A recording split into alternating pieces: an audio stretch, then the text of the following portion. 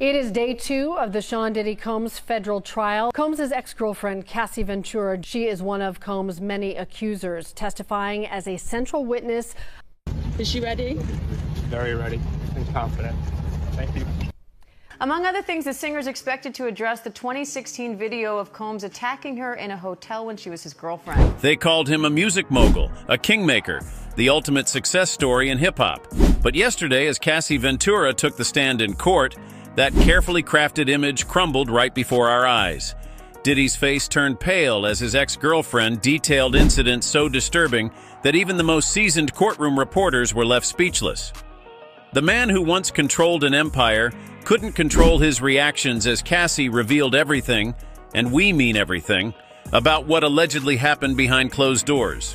When she walked in there, Rachel, she had on a brown dress, form-fitting, visibly pregnant, head held high, and did not make any eye contact with the defendant, with Sean Combs. She said that Sean Combs directed everything from what she had on to the lighting in the room to how she was supposed to interact with the person that she was having sex with. And again, just to reiterate what is a freak-off, the freak-off essentially was something that Cassie said she learned about through Sean Combs about a year into their relationship. He described it as voyeurism, wanting to watch her have sex with someone else. And she said that she did it because she was 22, 21. She was young. She didn't know any better, and that she wanted to please Sean Combs. Among other things, the singer is expected to address the 2016 video of Combs attacking her in a hotel when she was his girlfriend. Combs has pleaded not guilty. His attorneys argue the video is evidence of jealousy, not sex trafficking. And now for the first time, jurors are hearing what Cassie has to say about that and other aspects of their 10-year relationship. For decades, Sean Diddy Combs walked through the music industry like he owned it, because he practically did. The man built Bad Boy Records from nothing, turned artists into superstars, and created a brand that expanded beyond music into fashion, vodka, and media. On paper, Diddy was the ultimate success story, the guy who showed everyone how to turn hip-hop into serious business money. But that perfect image, that carefully crafted persona of business genius, mentor, and music visionary, it was hiding something much darker if you believe what's coming out in court right now. While magazines put him on covers for his business moves, while fans cheered his performances, while everyone saw his polished red carpet smile, Cassie Ventura was reportedly living a completely different reality. The contrast was shocking to everyone in that courtroom yesterday. Here's a man who presents himself as the ultimate professional in public. Custom suits, perfect grooming, always saying the right thing in interviews. But the allegations? They paint a picture of someone completely different behind closed doors. Someone unrecognizable to fans who only knew his public face. Court reporters noted how Diddy arrived for day 2, looking exactly like the billionaire mogul we all recognize. He walked in surrounded by his team of high-priced lawyers, nodding confidently to people in the courtroom, even smiling occasionally. The man looked like he was heading to a business meeting, not facing serious allegations from his ex-girlfriend. That confidence? It didn't last long. Multiple witnesses described how Diddy's whole demeanor changed within the first 30 minutes of Cassie's testimony. The swagger disappeared, the confidence evaporated, the calm business face started showing cracks. As Cassie began describing specific incidents from their relationship, Diddy's legal team jumped up with objections repeatedly, almost desperately trying to stop her words. Can you imagine this? The man who built a billion-dollar empire, who controlled the careers of countless artists, who negotiated massive business deals, suddenly unable to control his own reactions in a courtroom. Witnesses described how Diddy couldn't sit still as Cassie spoke.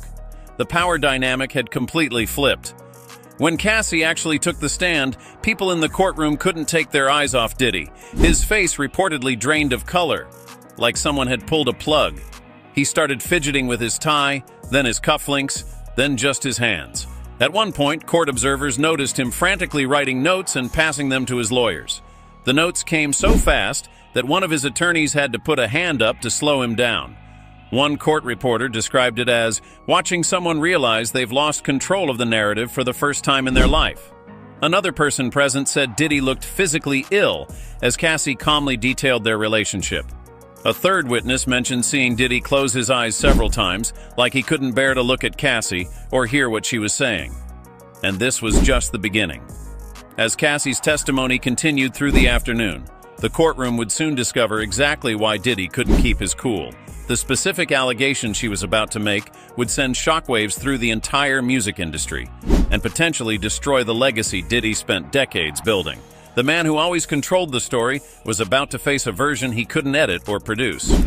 And at some point in time, she actually had said that she looked forward to the freak-offs. Why did Cassie express looking forward to these said freak-offs? When the prosecution asked her, was there ever a time that you enjoyed the freak-offs? This is when Cassie got choked up and she said, I did, but only because I got to spend one-on-one time with Combs and I really did love him. And that is speaking to the psychological abuse in addition to the physical abuse that she potentially experienced. Yeah, she's definitely laying out someone who was young, who was influenced by wanting to have this record career. She signed a 10-album deal with Bad Boy Entertainment, led by Sean Combs, and basically describes being enamored by Sean Combs, loving him, not knowing about certain things sexually, and him sort of telling her, teaching her about that. And what you hear is someone that was young and she even said, you know, I was young, I was naive, I didn't know any better. But she's really telling the story of someone who thought she was going to be with someone in this music industry that was going to help her career, that cared about her, but quickly learned after the freak-offs that wasn't the case. And what I thought was also interesting is she said that after that first freak-off, she said she felt dirty. She didn't want to do it. And when she brought up the idea of having a conversation about the freak-offs in an email, which the jurors saw, she said she backpedaled in the email because Combs responded by saying, I know, you don't want to do it. And she said, oh, no, well, it's not that. But that was the beginning. That was in 2010, where she brings up in an email that she wanted to have a conversation about this. And in her words, she didn't want to do it, but she felt like she had to do it. Well, Diane, prosecutors have wasted. If you're enjoying this story, kindly do us a favor and subscribe to our channel. It is free and won't cost anything, but it means the world to us. We're just a small channel trying to grow. Thank you, and back to the video. No time, getting right into the alleged abuse that Cassie Ventura says she endured for years. Ventura telling jurors, quote, he would bash my head, knock me over, drag me, kick me, stomp me in the head when I was down. She also got into the nature of those so-called freak-offs, saying that they involved hiring an escort and they performed under the direction of Combs, saying that they happened so frequently it eventually became a job for her to set them up. Ventura said she did not feel she had much of a choice but to participate, that she feared that Combs would retaliate or potentially blackmail her if she did not. And she's had at times to take, she's taken deep breaths, pausing her testimony, Combs appearing to be listening pretty passively with his hands in his lap at the defense table there. When Cassie Ventura took the stand, you could hear a pin drop in that courtroom. Everyone knew this moment was coming, but nobody, not even Diddy's legal team, was truly ready for what she was about to say. After years of staying quiet, years of holding these stories inside, Cassie finally had her day to speak, and speak she did. She started small. That's what made it so effective. Cassie began by describing how she met Diddy when she was just 19 years old. He was already a major player in the music industry, a millionaire many times over with connections everywhere. She was a young model hoping for a music career. The power difference was massive from day one. And according to Cassie, Diddy knew exactly how to use that power. Her testimony built slowly, like a horror movie where you know something bad is coming but can't look away. First came the smaller control issues, how he allegedly demanded to know her whereabouts at all times, how he would show up unexpectedly if she was out with friends. Then came the career control, how she claims he would threaten to shelve her music if she didn't comply with his demands, how he allegedly sabotaged collaborations with other artists if he felt threatened. The most shocking part? Court transcripts show Cassie described how Diddy allegedly installed tracking software on her phone. She testified that he would sometimes call her minutes after she arrived somewhere, knowing exactly where she was. She claimed he gradually cut her off from friends who might put ideas in her head about leaving him. One by one, her support system allegedly disappeared until Diddy was all she had. The judge had to call for order 3 separate times during this part of the testimony. Diddy couldn't seem to control himself. He was shaking his head, whispering loudly to his lawyers, making faces that the jury could clearly see. Each time the judge warned him, he'd compose himself for 5 minutes before starting again. It was like watching someone who's never been told no suddenly realize they can't control the situation. Then came the moment that changed everything. Cassie pulled out her phone and handed it to her attorney. They projected text messages and emails onto a screen for the entire court to see. The look on Diddy's face? Pure shock. He clearly had no idea she had kept these messages all these years. Messages where he allegedly apologized for violent outbursts. Messages where he supposedly threatened her career if she told anyone what happened. Messages that directly contradicted statements his PR team had been putting out for years. But those messages were just the warm-up. As Cassie continued her testimony, she began describing physical assaults that allegedly took place throughout their relationship. The courtroom went completely silent as she detailed being thrown against walls during arguments. She described an incident where she claims he pushed her down a flight of stairs at a rental house in Miami. Most disturbing of all, she testified about multiple occasions where he allegedly choked her until she nearly lost consciousness, only stopping when she would go limp. Several jurors visibly reacted to these allegations. One older woman on the jury was seen wiping tears. A male juror couldn't maintain eye contact with Diddy after some of the more graphic descriptions. The most seasoned reporters in that courtroom admitted they were unprepared for the level of detail in Cassie's testimony. And all of this was just leading up to the hotel incident that would blow this case wide open. Cassie's relationship with Diddy. Some of those details we've seen in prior lawsuits, but to hear her on the stand actually giving those details, reliving those moments herself. Also, you have to remember, she's very pregnant right now. So I'm going to be curious to see how long she makes it on the stand, how she's emotionally able to weather all of these questions. And what's going to be interesting to watch is, you know, the defense from the very start in their opening statement said that she chose to be there. So I'm going to be curious to see how she responds to questions about, was this her choice or did she feel like she had to do all of these things? I think what made Cassie emotional is having to describe the details of the freak-off and why she did it. When she talked about wanting to do it to please Sean Combs, that's when she broke down. Up until that point, she had just been answering the questions. She's a little soft-spoken at times, but that's when she got emotional. When she had to answer the question about if she enjoyed it, that's when she broke down, because she said, I enjoyed being with Sean Combs. And she says, I did it because it made him happy. What did the expressions of the jurors look like? The jurors are laser focused on what Cassie has to say. And that's to be expected, right? Because she is the person who will likely be on the stand, according to attorneys, for 2, maybe 3 days. She's the one that was in the relationship with Sean Combs for over 10 years. So she's got a lot to say, and she's just getting started.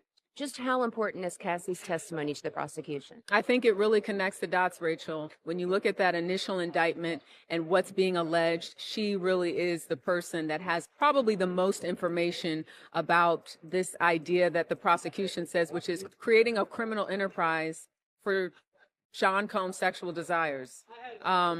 Something else that the jurors saw today that sort of connects it back to this alleged criminal enterprise are 7 photos of people that were very close to Sean Combs, one even his former chief of staff. And these were all people that Cassie Ventura was able to name and explain the functions in terms of what they did: security, driver, chief of staff, someone that handled financials. So it's showing that she knew some of these people, again, because she was with him, around him for so long. I thought I was going to die that night, Cassie said, her voice barely above a whisper as the courtroom leaned forward to hear every word. She was describing an incident at the Four Seasons Hotel that nobody, not the press, not the fans, not even the gossip blogs, had ever heard about before. This hotel incident had stayed buried for years. Cassie explained how she'd kept it secret out of fear. Fear for her career, fear for her safety, and fear that nobody would believe her over someone as powerful as Diddy. But now, sitting on that witness stand, she wasn't holding anything back. According to Cassie, what started as a normal industry after-party turned into a nightmare. She testified that Diddy became enraged after seeing her talking to another music executive. She described how his smile disappeared, how he grabbed her arm so hard it left marks, and how he whispered threats in her ear while maintaining his public face in front of others at the event. The most shocking part? Cassie told the court that Diddy literally dragged her through the hotel lobby to the elevators. She said she was crying and trying to pull away, making enough of a scene that hotel security approached them. But the security guard backed off when he recognized Diddy. He just asked if everything was okay, and when Mr. Combs said yes, he walked away. He didn't even ask me if I was okay, Cassie testified. Then came the photos. Cassie's lawyer presented a series of images she had taken of herself the morning after the incident. Bruises on her arms, a split lip, redness around her neck. These weren't professional photos, they were shaky, clearly taken in a bathroom mirror, which somehow made them even more disturbing. Cassie explained she took them because she was afraid nobody would believe her otherwise. Diddy's legal team jumped into action, trying everything to keep these photos from being shown to the jury. They argued the photos weren't properly authenticated, that they could have been from anything, that they should have been submitted during discovery. The judge denied every objection, and the photos were displayed on the courtroom screens. The jury's reaction said everything. One female juror physically covered her mouth in shock. Two male jurors couldn't even look at the images, turning their heads away. A juror in the back row was seen writing frantically in her notebook, her hand shaking. This hotel incident was the bombshell nobody saw coming. There had been no mention of it in previous statements or filings. Diddy's team had no prepared response because they didn't know it was coming. The look of panic on his lawyers' faces was obvious to everyone in the courtroom. Cassie described how Diddy allegedly threw a champagne bottle at her head, missing her by inches and shattering against the wall. She testified that he destroyed the hotel room in a rage, breaking a lamp, flipping a table, and punching a hole in the bathroom door. Most disturbing of all, she claimed he prevented her from leaving the room for over 48 hours, taking her phone and threatening consequences if she tried to call for help. As this part of the testimony ended, everyone in that courtroom turned to look at Diddy. His reaction would become the moment that defined the entire trial and possibly the rest of his career.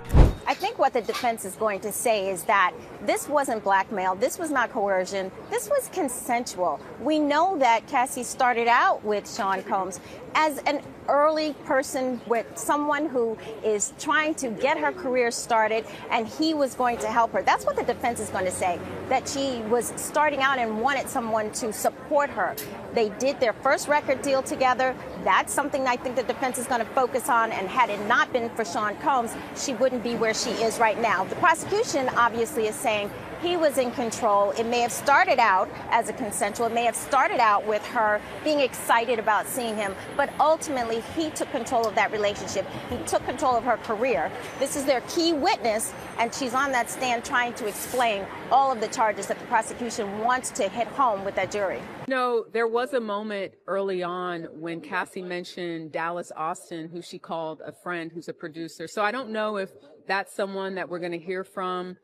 We know that there were pictures shown to prospective jurors that are well-known celebrities, you know, Kanye West, Kid Cudi, Lauren London. We don't know, though, how they fit yet into why they were even asked, do you know these people? Are you familiar with them? So the prosecution is questioning Cassie right now, still questioning her. The defense hasn't even got a chance to, I mean, that might change based on the timing, but, you know, because she's such a key witness, it's likely that she will be on that stand the rest of the day. We learned that Cassie referred to him as Pop Pop, and Sean Combs would refer to her as CC. The prosecution says, what does CC stand for?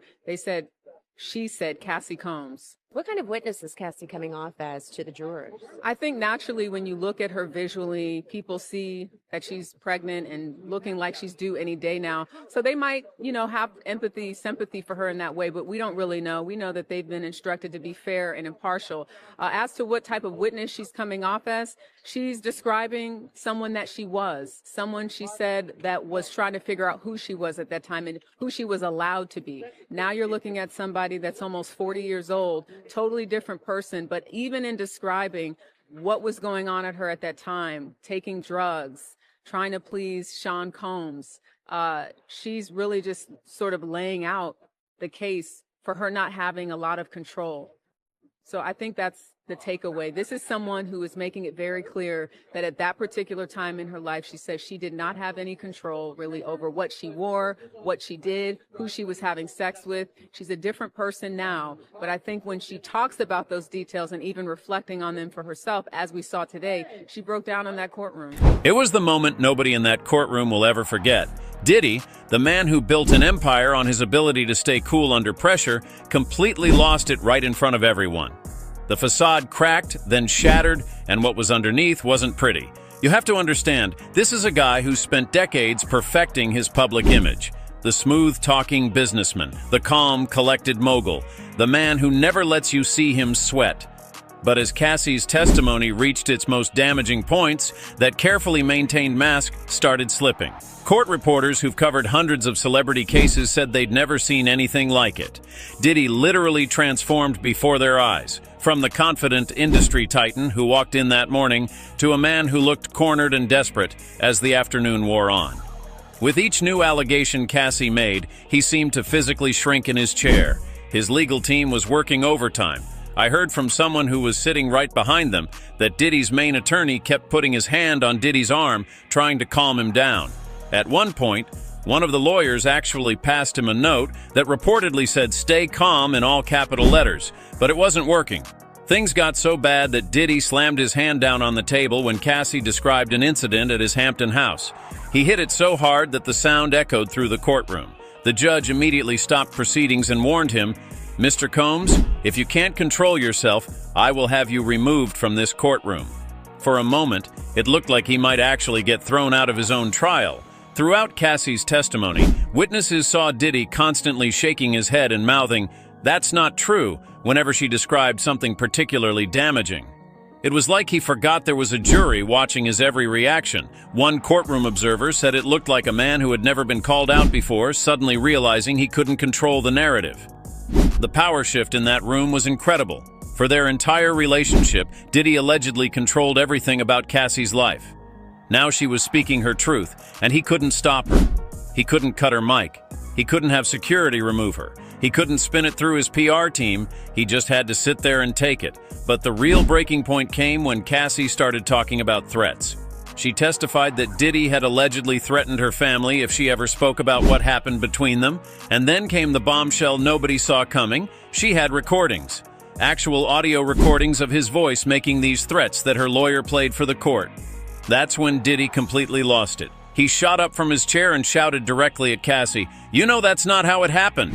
His legal team physically grabbed him, trying to pull him back into his seat. It took 3 of his lawyers to restrain him as he continued trying to speak over the recording playing in the courtroom. The judge immediately called for a recess, but the damage was already done. Everyone saw it. The jury, the reporters, the court officials. The man who built his reputation on being untouchable had just shown exactly how touchable he really was. As they led Diddy out for the recess, he looked like a completely different person than the one who had walked in that morning. The mask was gone, and what was underneath wasn't pretty. Just when everyone thought they'd heard it all, the real bombshell dropped. Cassie had evidence nobody saw coming. Not the judge, not the jury, and especially not Diddy. For years, she'd been quietly collecting proof of what she claimed happened during their relationship. Text messages, emails, photos, all stored in multiple places where Diddy couldn't find them or delete them. The courtroom went completely silent when Cassie mentioned she had text messages from other celebrities who had witnessed Diddy's behavior firsthand. These weren't just random industry people either. According to court transcripts, these were some of Diddy's closest friends and business associates, people who had been in his inner circle for years, who had seen things at private parties and backstage at events that the public never knew about. Diddy's face said it all. A person sitting in the gallery described him as looking physically ill when Cassie mentioned these celebrity witnesses. His legal team immediately jumped up, objecting loudly and demanding a sidebar with the judge. They argued these messages shouldn't be allowed as evidence, that they were hearsay, that they weren't properly submitted during discovery. The judge wasn't having it. After reviewing the messages in private, he returned to the courtroom and overruled all objections, calling the messages highly relevant to the case and allowing them to be entered into evidence. That decision alone caused Diddy to put his head in his hands. He knew what was coming. One by one, messages from famous names appeared on the courtroom screens. A major rapper had texted Cassie after a Grammy after-party. "You okay? What I saw tonight wasn't right. You can stay at my place if you need to." A female pop star had written, "I've known him for 15 years and I've never seen him act like that with anyone else. This isn't normal. Please call me." Most damaging were messages from a longtime producer who had worked with Diddy for decades. He had texted Cassie after witnessing an incident at a studio. "I can't be around this anymore. I told him to get help. Call me when you're safe." These messages completely contradicted what Diddy had been saying publicly, that no one had ever witnessed inappropriate behavior, that these were private matters being twisted by Cassie. Now the court could see that people had witnessed incidents, had been concerned, had reached out to help her. Then came Diddy's own messages. Screenshots showed texts where he appeared to acknowledge incidents. "I'm sorry about last night. You know how I get when I drink. It won't happen again." Another text from him read, "Whatever you need to make this right, just name it. New car, new apartment, whatever you want." A third message series showed what looked like attempts to keep incidents quiet through financial offers. "My lawyer can draw up the paperwork tomorrow. $2 million. Clean break. You don't talk about anything from the past 5 years." As these messages were read aloud, something interesting happened in the gallery. Several people who had arrived with Diddy that morning, members of his entourage who had been sitting behind him in support, quietly got up and left the courtroom. They slipped out one by one, unable to continue sitting there as the evidence mounted. By the time this part of testimony ended, Diddy was sitting almost alone at his table, just him and his legal team. The show of support he'd walked in with that morning had evaporated. The evidence no one saw coming had changed everything. As day 2 wrapped up, the man who walked into court as music's untouchable king left, looking defeated. The security team around him couldn't protect him from what just happened in that courtroom. The empire he spent decades building might be crumbling in real time. Cassie Ventura didn't just tell her story today, she potentially rewrote Diddy's entire legacy.